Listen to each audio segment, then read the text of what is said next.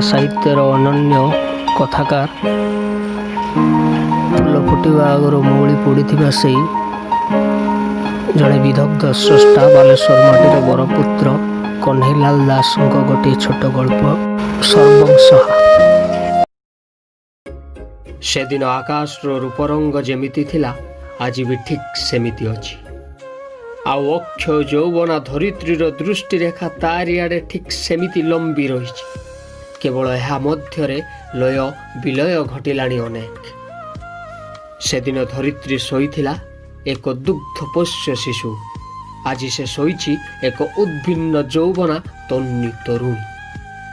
ଯେଉଁ ଶିଶୁଦିନେ ଅନନ୍ତ ବିଶ୍ୱରେ ଶୈଶବର ରାଜପଥ ଉପରେ ଚକାଚକା ଭଉଁରୀ ଖେଳି ବୁଲୁଥିଲା, ହଠାତ୍ ନବତାରୁଣ୍ୟର ସ୍ପର୍ଶ ପାଇ ତା ଦେହରେ ଶୀତ୍କାର ଖେଳିଗଲା। ତାରୁଣ୍ୟର ପ୍ରତ୍ୟୁଷରେ ଉତ୍ଥିତ ହେଲା ବକ୍ଷଜର ଉଲ୍ଲଗ୍ନ ଉଦ୍ଧତ ଶୈଳ ଶ୍ରେଣୀ। ସୃଷ୍ଟି ହେଲା ସବୁଜ ସ୍ୱପ୍ନ ଭରା ଚିର ହରିତ ଉଦ୍ଭିଦ ଯୌବନ।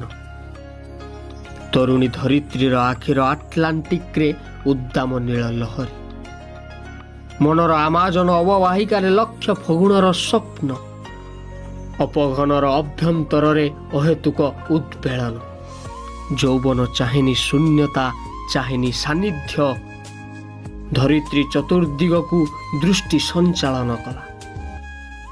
ନିଜ ଅଜ୍ଞାତ ସାରରେ ଦୃଷ୍ଟିରେଖା ତାର ଲମ୍ବିଗଲା ଶୈଶବର ସାଥୀ ତପନ ଅଭିମୁଖେ। ତପନର ଲପନରେ କାମନାର ସ୍ୱାକ୍ଷର। ଲଜ୍ଜାଶୀଳା ଧରିତ୍ରୀ ଆତ୍ମଗୋପନ କଲା ରାତ୍ରିର କଳା ପଣତ ତଳେ। ଏମିତି ଏକ ସୁଯୋଗକୁ ଅପେକ୍ଷା କରୁଥିଲା ଶଶାଙ୍କ। ପୂର୍ବ ଦିଗରୁ ଆକ୍ରମଣ କଲା। ଧରିତ୍ରୀର କୃଷ୍ଣ ଝିନ୍ନ ବସନ ଖୋଲି ଫିଙ୍ଗିଦେଲା ଦୂରକୁ। ତାପରେ ଆଲିଙ୍ଗନ, ନିବିଡ଼ ଆଶ୍ଳେଷ। ବାଧା ଦେବାକୁ ଇଚ୍ଛା ହେଲାନି ଧରିତ୍ରୀର। ଅନ୍ୟ ନିକଟରେ ଅଜାଡ଼ି ଦେବାର ଆନନ୍ଦରେ ଶଶାଙ୍କର ରେଣୁ ରେଣୁ ଚନ୍ଦ୍ରିକା ବାହୁ ବନ୍ଧନ ତଳେ ହଜିଗଲା ସେ। ଚାଲିଗଲା କ୍ଳାନ୍ତ ଶଶାଙ୍କ, ପୁଣି ଆସିଲା ତପନ। ଧରିତ୍ରୀର କୁମାରୀତ୍ୱର ଏଭରେଷ୍ଟ ଉପରେ ଥରେ ପାଦଚିହ୍ନ ପଡ଼ିସାରିଛି। ଆଉ ଥରେ ପଡ଼ିଲେ କ୍ଷତି କ'ଣ?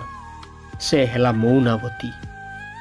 କେବଳ ତପନ ଓ ଶଶାଙ୍କ ଯେ ଧରିତ୍ରୀର ଅକ୍ଷୟ ଯୌବନକୁ ନିଃଶେଷ କରିଚାଲିଲେ ତା ନୁହେଁ। ନିଧାଘର ଅଳସ ମଧ୍ୟାହ୍ନ ପରେ ଆସେ ଜଳଦ। ଧରିତ୍ରୀର ଆଖି ଝଲସାଇ ତାର ଆଲୁଅ ଦପ୍ କରି ଜଳି ଉଠେ। ବଜ୍ର ଗମ୍ଭୀର ସ୍ୱରରେ ଧରିତ୍ରୀର ରୂପ ଗୁଣର ପ୍ରଶଂସା କରେ। ଦେହର କବାଟ ଖୋଲେ ଧରିତ୍ରୀ। ଜଳଦ ରିମ୍ଝିମ୍ କରି ଆଦିମ ସଙ୍ଗୀତ ଗାଏ। ପୁଲକିତ ଧରିତ୍ରୀ ମୁଖରେ ଫୁଟି ଉଠେ ବିଲ୍ୱଳ ହସ।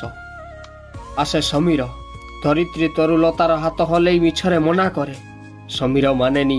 ଧରିତ୍ରୀର ସର୍ବାଙ୍ଗରେ ତାର ଦେହର ସ୍ପର୍ଶ ଆଙ୍କି ଦିଏ। ସମସ୍ତେ ଆସନ୍ତି, ଯାଆନ୍ତି। ଧରିତ୍ରୀର ତନୁ ତ୍ରିବେଣୀରେ ସ୍ନାନ କରନ୍ତି। ତଥାପି ଗଗନ ପରି ତାକୁ କେହି ଆପଣାର କରିପାରନ୍ତି ନାହିଁ। ଗଗନର ଐକାନ୍ତିକ ନୀରବ ପ୍ରେମ, ପ୍ରଗାଢ଼ ଏକାଗ୍ରତା ଓ ଅସୀମ ଅନୁରକ୍ତି ନିକଟରେ ଦୁର୍ବଳ ହୋଇଯାଏ ଧରିତ୍ରୀ। ତାର ଦେହ ମନକୁ ଗଗନର ପାଦତଳେ ନୈବେଦ୍ୟ ରୂପ ଅର୍ପଣ କରି ସେ ହୁଏ ଧନ୍ୟ। ଗଗନ ଏକ ଲୟରେ ଚାହେଁ ଧରିତ୍ରୀକୁ ଓ ଧରିତ୍ରୀ ଏକ ଲୟରେ ଚାହେଁ ଗଗନକୁ। ଦୁହିଁଙ୍କ ବ୍ୟବଧାନ ଯେତେ ଆଲୋକ ବର୍ଷ ହେଲେ ମଧ୍ୟ ସେମାନଙ୍କର ମନ ଏକ ବିନ୍ଦୁଗାମୀ ଦୁଇଟି ସରଳ ରେଖା। ଶତାବ୍ଦୀ ପରେ ଶତାବ୍ଦୀ ଓଲଟିଯାଏ। ଧରିତ୍ରୀର ପ୍ରେମିକ ତାଲିକାରେ ନାମ ଲେଖାଇବା ପାଇଁ ଲମ୍ବିଯାଏ ସୁଦୀର୍ଘ କ୍ୟୁ। କୃପଣତା କରେ ନାହିଁ ଧରିତ୍ରୀ। ତାର ଅସରନ୍ତି ପ୍ରଣୟ ପାତ୍ରରୁ ଯେ ଯାହା ପାରନ୍ତି ନେଇଯାଆନ୍ତି ନିଃସଙ୍କୋଚରେ। ଧରିତ୍ରୀର କଳ ପୂର୍ଣ୍ଣ କରି ଆସନ୍ତି ସନ୍ତାନ ସନ୍ତତି, ଅଦ୍ଭୁତ ବିଚିତ୍ର ଜୀବଗୁଡ଼ିକ। ଧରିତ୍ରୀ ସେମାନଙ୍କୁ ଖୁବ୍ ସ୍ନେହ କରେ, କାରଣ ସେମାନେ ତାର ଅବିନଶ୍ୱର ପ୍ରେମର ଜୀବନ ସ୍ମରଣିକା। ଅମୃତର ସନ୍ତାନଗଣ ଧରିତ୍ରୀକୁ ଖୋଳି କାଟି ରକ୍ତ ବୁହାଇ ଦିଅନ୍ତି। ବୋମା ଡିନାମାଇଟ୍ରେ କ୍ଷତ ବିକ୍ଷତ କରି ପକାନ୍ତି ତାର କୋମଳ ଦେହ। ତଥାପି ଧରିତ୍ରୀ କିଛି କହେ ନାହିଁ।